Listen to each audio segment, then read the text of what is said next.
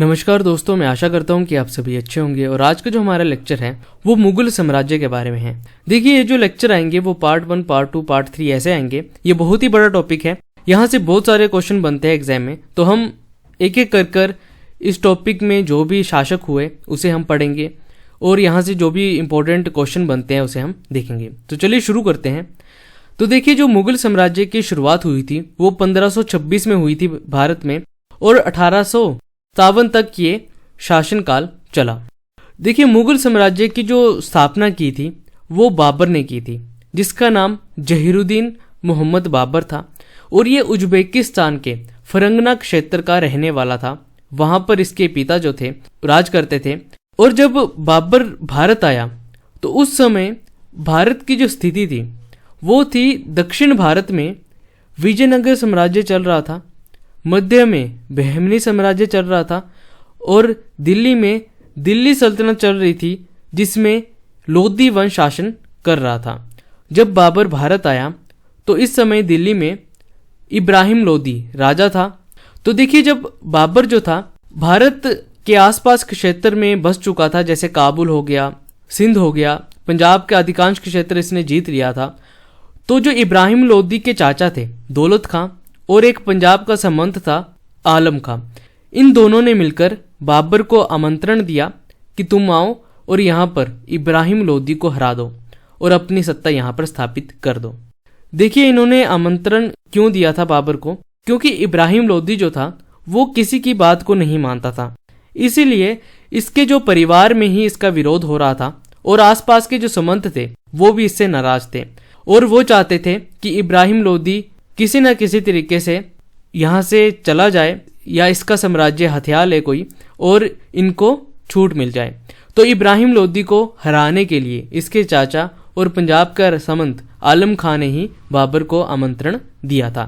और बाबर ने भी ये देखा कि इब्राहिम लोधी का साथ तो कोई भी नहीं दे रहा है, इसीलिए इसने यहाँ पर आक्रमण कर दिया। तो बाबर का जो पिता था वो तैमूर वंश से संबंध रखता था, और इसकी जो माँ थी वो मंगोल वंश से संबंधित थी। यानी कि अलग अलग नस्ल से ये लोग थे। यानी कि इसका पिता तैमूर वंश का था और मंगोल वंश की इसकी माँ थे। तो ये अलग अलग नस्लों से संबंध रखते थे। तो जब बाबर का जन्म हुआ 1483 में, और उसके बाद 12 वर्ष की आयु में ये फरंगना का राजा बन गया, क्योंकि इसके पिता की मृत्यु हो गई और ये यहाँ पर राजा बन गया। बाबर ने आसपास के क्षेत्र पर अपना अधिकार करने की सोची और वहां पर आक्रमण भी किया, पर बहुत ही कम समय तक वहां पर ये शासन कर सका। बाद में इसे फिर से हरा दिया और इसने वहां से निकलकर दूसरे क्षेत्र पर अपना अधिकार करना शुरू कर दिया। इसने भारत के बारे में सुन रखा था, इसलिए इसने भारत की ओर ये बढ़ा और आसपास के क्षेत्र को इसने हथियाना शुरू कर दिया। देखिए, 1507 में जब इसने काबुल में विजय प्राप्त की तो इसने एक उपाधि ली थी पादशाह की। ये इंपॉर्टेंट है, इससे क्वेश्चन बन सकता है। जब बाबर भारत आया तो इसने लगभग 1520 तक भारत के आसपास के क्षेत्र जो थे, जैसे काबुल हो गया, सिंध हो गया, पंजाब हो गया, वहां पर अपना अधिकार स्थापित कर दिया था 1520 तक। फिर उसके बाद इसने क्या किया, 1526 में जब इसने इब्राहिम लोधी पर हमला किया, जो दिल्ली सल्तनत का राजा था, तो इसने जब हमला किया 1526 में, तो इसे पानीपत का प्रथम युद्ध कहा गया। ये डेट बहुत ही इंपॉर्टेंट है। क्वेश्चन बनता है कि पानीपत का प्रथम युद्ध कब हुआ था? तो 1526 में हुआ था। किसके बीच में हुआ था? बाबर और इब्राहिम लोधी के बीच में हुआ था। ये इंपॉर्टेंट है, इससे क्वेश्चन बनता है। और पानीपत कहाँ है? हरियाणा के पास है। तो जब बाबर ने यहाँ पर आक्रमण किया तो इसके साथ लगभग 12,000 सैनिक थे, और इब्राहिम लोधी के पास 1,20,000 तक सेना थी। इतनी बड़ी सेना को ये 12,000 लोग कैसे हराएंगे?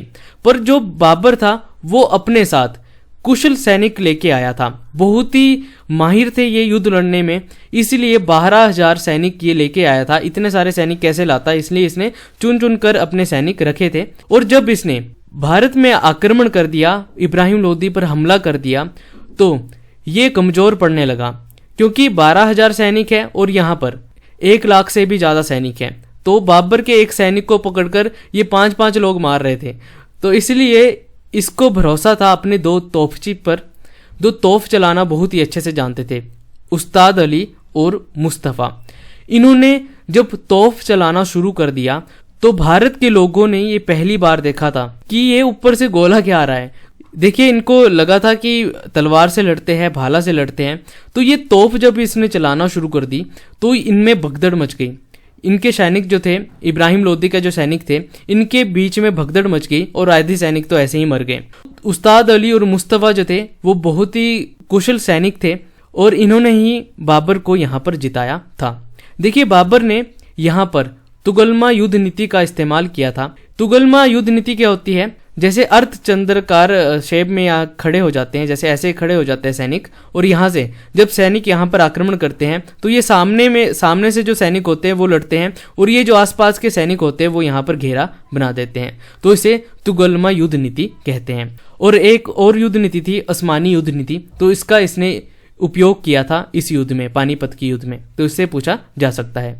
देखिए, जब ये युद्ध जीत गया तो इसने एक उपाधि ली थी कलंदर की। आपने सुना होगा मस्त कलंदर, तो ये वही कलंदर है। कलंदर की इसने उपाधि ली क्योंकि ये बहुत ही दयालुता के लिए जाना जाता था। इसने जब युद्ध जीता तो इसने वहां के जनता को बहुत सारे सिक्के बांटे, इसलिए इसे कलंदर कहा गया। जब पानीपत का युद्ध इसने जीत लिया तो उसके बाद ही इसके ऊपर जब आक्रमण कर दिया राणा सांगा ने, जिसका नाम संग्राम सिंह था, जो मेवाड़ के राजा थे, उन्होंने इसके ऊपर हमला कर दिया बाबर के ऊपर और इसे खानवा का युद्ध कहा गया। और ये 1527 में लड़ा गया था। तो खानवा का युद्ध भी इसने जीत लिया और इस युद्ध में बाबर ने जिहाद का नारा दिया था।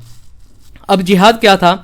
इस्लाम धर्म की रक्षा के लिए इसने अपने सैनिकों को कहा कि अब इस्लाम धर्म की रक्षा करने का समय आ गया है, तो इसने जिहाद का नारा यहाँ पर दे दिया और इसके बाद इसे गाजी की उपाधि भी मिली थी। तो ये बहुत ही इंपॉर्टेंट पॉइंट बन जाते हैं, यहाँ से क्वेश्चन बनता है। और खानवा का युद्ध किसके बीच में हुआ था? तो राणा सांगा के बीच में हुआ था, जो मेवाड़ के राजा थे, इनका नाम संग्राम सिंह था। तो इसे आप याद रखिए।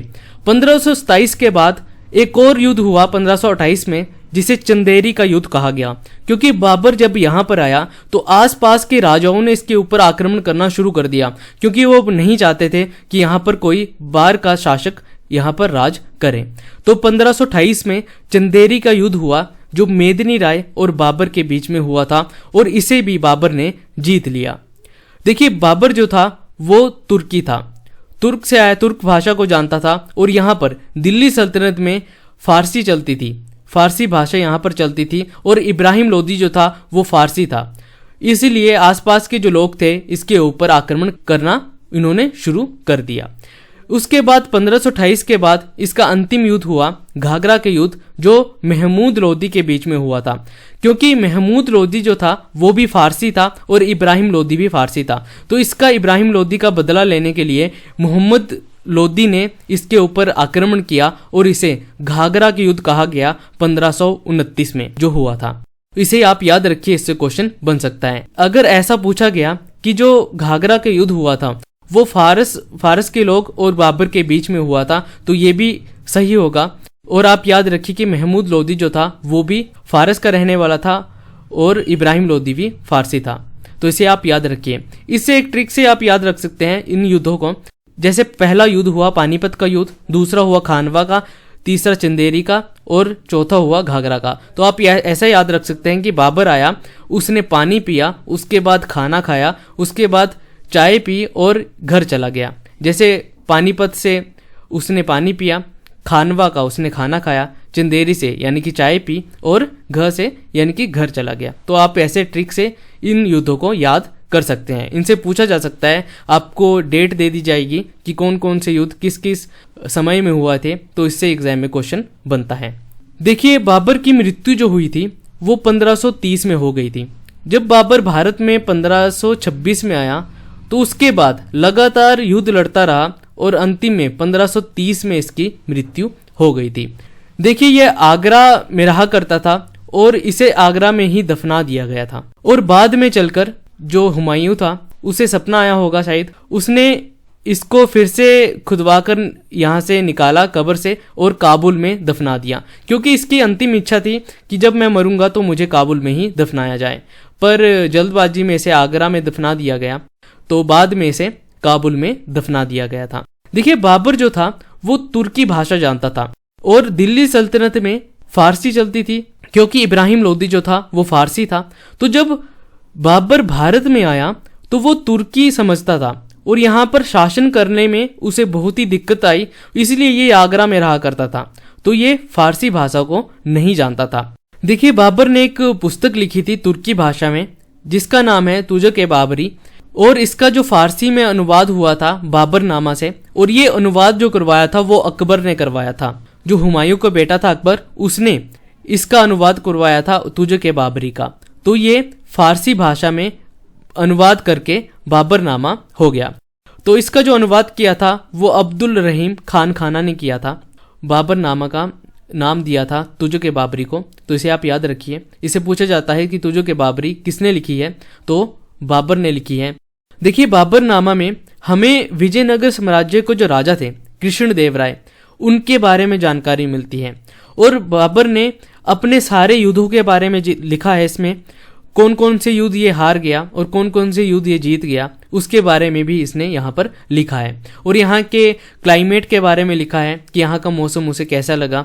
इसने ये भी लिखा है कि यहाँ पर बहुत ही गर्मी पड़ती है। एक बार तो इसने मन बना लिया था कि यहाँ से जाने का, पर बाद में जब बारिश का मौसम आया तो उसे बहुत ही यहाँ पर आनंद हुआ और यहाँ पर ये रुक गया। तो बहुत ही अच्छे से इसने अपनी आत्मकथा यहाँ पर लिखी है बाबरनामा में।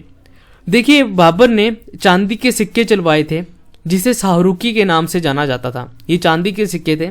देखिए बाबर के 5 बच्चे थे जिसमें हुमायूं, कामरान, अस्करी और हिंदाल ये लड़के थे, और गुलबदन बेगम जो थी वो लड़की थी। और ये जो गुलबदन बेगम है ये हुमायूं के साथ रहती थी, और गुलबदन बेगम ने हुमायूं के ऊपर एक किताब लिखी है हुमायूंनामा, तो इसे आप याद रख सकते हैं। तो ये था बाबर जिसने भारत पर आक्रमण किया और यहाँ पर मुगल साम्राज्य की स्थापना कर दी। यहाँ से जो जो भी इंपॉर्टेंट पॉइंट बनते हैं वो मैंने यहाँ पर आपको करवा दिए। और बाबर ने जब यहाँ पर आक्रमण किया तो इस पूरे क्षेत्र में इसने अपना अधिकार जता लिया, और मुगल साम्राज्य जैसे धीरे धीरे बढ़ता गया और उसने पूरे भारत में अपना राज स्थापित कर लिया। तो देखिए बाबर से यही पॉइंट बनते हैं जो इंपॉर्टेंट है, जहाँ से एग्जाम में क्वेश्चन बनते हैं। अगला लेक्चर जो होगा उसमें हम हुमायूं के बारे में जानेंगे कि हुमायूं जब राजा बना तो उसके कौन कौन से युद्ध हुए। जो शेर खां था, शेरशाह सूरी जिसे बोलते हैं, उसने हुमायूं पर आक्रमण किया और यहाँ पर अपना राज स्थापित कर दिया था। और बाद में जब हुमायूं ने इसके ऊपर आक्रमण किया तो दोबारा से हुमायूं ने दिल्ली पर अपनी सत्ता स्थापित कर ली। तो उसे हम अगले लेक्चर में डिटेल से पढ़ेंगे। तो मैं आशा करता हूँ कि आपको इससे बहुत कुछ सीखने को मिला होगा और यहाँ से बहुत सारे क्वेश्चन एग्जाम में बनते हैं। तो अपने आसपास सफाई रखिए, पानी को सेव करिए, अपने सोसाइटी को अच्छा बनाइए। ये मेरा टेलीग्राम चैनल है और ये फेसबुक में भी आप मेरे को फॉलो कर सकते हैं, और जीमेल पे भी कोई भी आपका क्वेश्चन होगा तो यहाँ पर आप मुझे मेल कर सकते हैं। तो मिलते हैं अगले लेक्चर में जो मुगल साम्राज्य का सेकंड पार्ट होगा। तब तक के लिए जय हिंद।